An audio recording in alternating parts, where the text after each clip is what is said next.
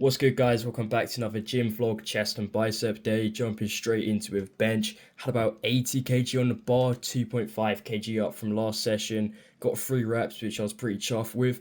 Quick tip on this one that helped me increase it by about 2.5 kg in less than a week is leg drive, which, if you don't know, is basically when you just use your legs to kind of push into the ground to help, drive momentum and force so you can generate more force on bench press, right? It's good on other exercises too, like shoulder press and stuff like that. But yeah, second exercise, this one is a absolute staple in chest. You can do barbell, you can do it with a machine, but I just feel like free weight with the dumbbells, I just get way more of a kind of like stretch. It's more, of a natural kind of movement and it just feels better. But I had 30 kg here, hoping to get the 32.5s by the end of January. The 30 kg is just like a pretty sick look. But yeah, so that was the first set. I think about maybe 5-6 reps.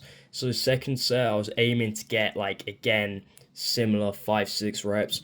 Also, another quick tip I just wanted to mention is that not every set are you going to progress, and not every set you're going to get the same as your first set.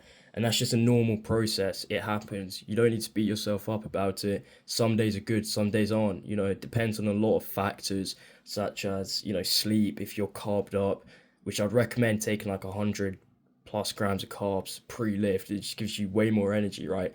But yeah, third chest exercise. This one, again, is really good because it targets pretty much your whole chest, while, incline dumbbell press targets more of your upper pecs. This one here is just really goated because, cable, crossovers, cable flies, you can do it high, you can do it low, medium. Either way, it's just a really good exercise for kind of targeting your chest. But that was pretty much it for my chest day.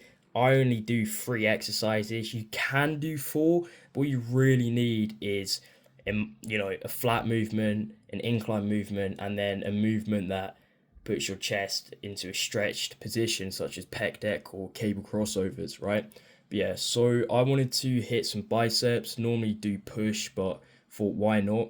So loaded up the machine, hopped on Bayesian curls, if I pronounced that correctly, which is a really, really, really good bicep exercise because you get a crazy stretch on this. Try and keep your elbows like decently fixed, and overall it's really good. Been pairing this with preacher curl. Main goal right now to just build more of a peak in my biceps.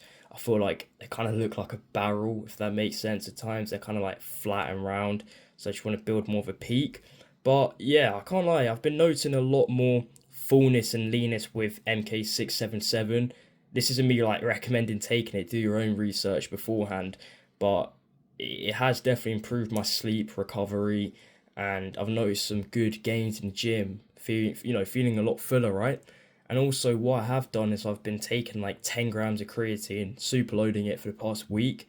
So I think that definitely helps draw in water retention, making you look fuller, right?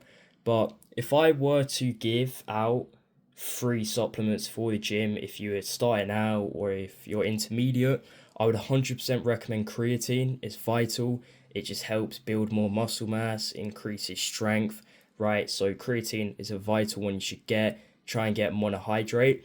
Then I would also recommend magnesium.